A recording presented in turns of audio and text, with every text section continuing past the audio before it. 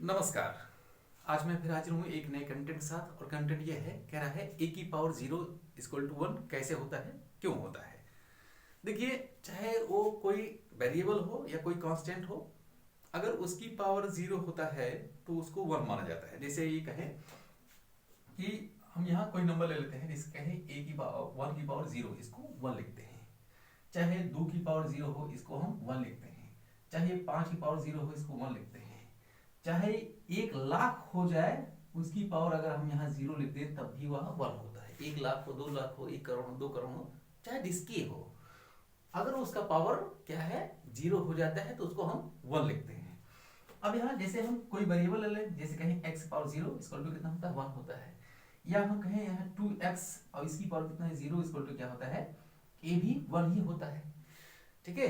और अगर ये कहें थोड़ी देर के लिए हम कोई और नंबर ले लेते हैं, जैसे कहा जाए x की पावर यहाँ 2y, इसकी पावर भी क्या है, जीरो है, तो वन होता है। क्यों होता है, देखिए अब यहाँ ये जीरो का मल्टीप्लाई इसमें हम 2y कर देंगे, क्योंकि ब्रैकेट का मतलब मल्टीप्लाई होता है। तो देखिए यहाँ x की पावर क्या हो जाएगा, हम यहाँ लिखेंगे 2y इंटू जीरो। ठीक है, देखिए 2y इंटू जीरो, इसका मतलब जीरो। क्यों, क्योंकि जो जीरो से टकराएगा जीरो हो जाएगा। तो अगर हम जीरो से किसी भी संख्या में मल्टीप्लाई करते हैं तो वह संख्या जीरो हो जाती है। इसका मतलब हो जाएगा x power zero equal to one, इसलिए होता है। यानी कोई भी एक्स वाई जेड कोई नंबर हो या कोई वेरिएबल हो, तो वो उसकी पावर यदि जीरो होता है तो क्या होता है, वो वन होता है। चलिए अब इसको हम सॉल्व करें, इसके पहले कुछ और थोड़ी सी यहाँ फार्मूला होता है, उसको हम देख लेते हैं। जैसे कहा जाए फार्मूला ये होता है कि a की पावर m और n2 a की पावर n, ये होता है a की पावर m प्लस n होता है। ये फार्मूला है, क्या है, ये फार्मूला है। और कैसे, देखिए एक फार्मूला ये है और एक फार्मूला ये होता है a की पावर m और डिवाइडेड बाय a की पावर n, और ये होता है a की पावर m माइनस क्या होता है, n होता है। ठीक है, ये दो तीन फार्मूले हैं। पहले हम क्या है, आज हम इसी पे चर्चा करेंगे या इसी के हिसाब से इसको सॉल्व करेंगे। देखिए अगर हम यहाँ होता है कि a की power m divided by a की पावर n, और ये इक्वल टू होता है a की पावर m माइनस कितना होता है, यहाँ n होता है। कब होता है, जब यहाँ a की पावर ऊपर m हो और नीचे क्या हो, a की पावर n हो, तब होता है a की पावर m माइनस n होता है। चलिए थोड़ी देर के लिए मान लेते हैं, यहाँ लेट मान लीजिए क्या है कि n इक्वल टू m मान लीजिए। ठीक है, क्या मान ले, n इक्वल टू हम m मान लें।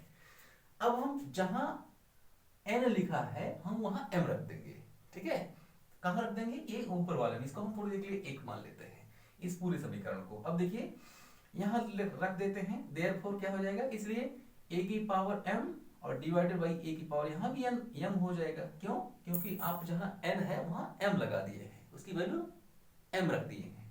अब देखिए क्या हो जाएगा, चलिए देखिए अगर हम ये कहें कि 2/2, पर इसको जान लीजिए 2/2, अगर हम किसी संख्या को उसी संख्या से भाग देते हैं तो एक आता है। कैसे, देखिए एक यानी दो एक के दो, यानी आपको क्या मिला, यहाँ एक मिला। या कहे यहाँ 100 यहाँ 100, ये कितना हो जाता है, वन हो जाता है।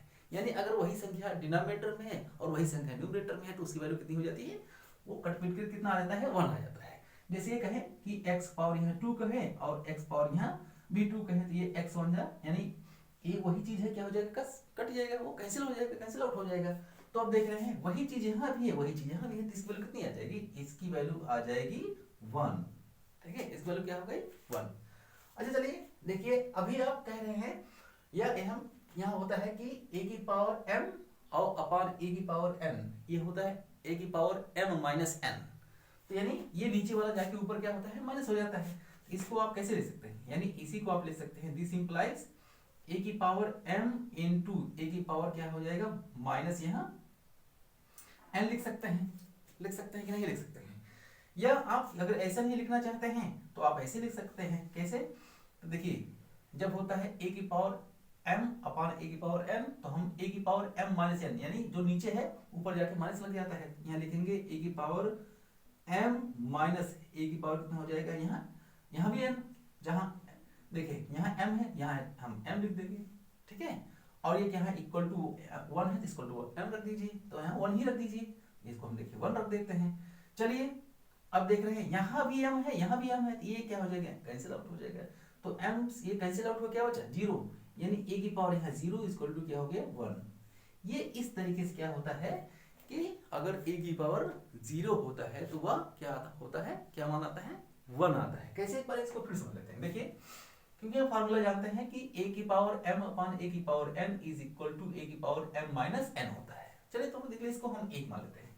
अब इसी में आप ये रख लीजिए कि n is equal to m, जहां n है वहां m रख दीजिए। तो देखिए अब यहाँ n है, यहाँ हम m रख देंगे, तो देखिए ऊपर m है तो यहाँ a की power m divided by a की पावर यहाँ भी m हो गया। अब हम बता रहे हैं कि आपको कि जैसे यहाँ कि आप जानते ही हैं कि 2/2 या कोई नंबर हो जो ऊपर भी हो, डिनोमिनेटर भी हो, जो न्यूमरेटर में भी हो, तो क्या है उसकी वैल्यू 1 हो जाती है। तो आप देख रहे हैं यहाँ भी वही चीज है, यहाँ भी वही चीज है, कितनी वैल्यू हो जाएगी, 1 हो जाएगी। अच्छा थोड़ी देख लिए, अब क्या है इसको हम सिंपलीफाई कर दें। अब देख रहे हैं, क्योंकि आप जानते हैं कि a की power m divided by a की पावर m, जो ऊपर है और जो नीचे है, तो उसको हम क्या है बाद में लिखते हैं कि a की पावर ऊपर वाला माइनस नीचे वाला कर देते हैं। तो यहाँ देखिए हम यहाँ करेंगे a की पावर कितना हो जाएगा, m माइनस यहाँ जो नीचे है वो भी m है तो हम m लिख देंगे। देखिए वही चीज यहाँ है, वही चीज यहाँ, ये नेगेटिव पॉजिटिव है तो ये पॉजिटिव नेगेटिव कैंसिल आउट हो जाएगा। जब कैंसिल दोनों कट गए, यहाँ क्या a की पावर कितना बचा है, 0, और यहाँ 1 है, तो a की पावर 0 कितना हो गया, 1 हो गया। तो इन दिस वे, इस तरीके से होता है कि किसी भी संख्या का या किसी भी वेरिएबल का पावर 0 हो जाता है तो उसकी वैल्यू कितनी, 1 होती है। तो आज बस इतना ही, मिलते हैं आपको नए वीडियो में, तब तक के लिए नमस्कार।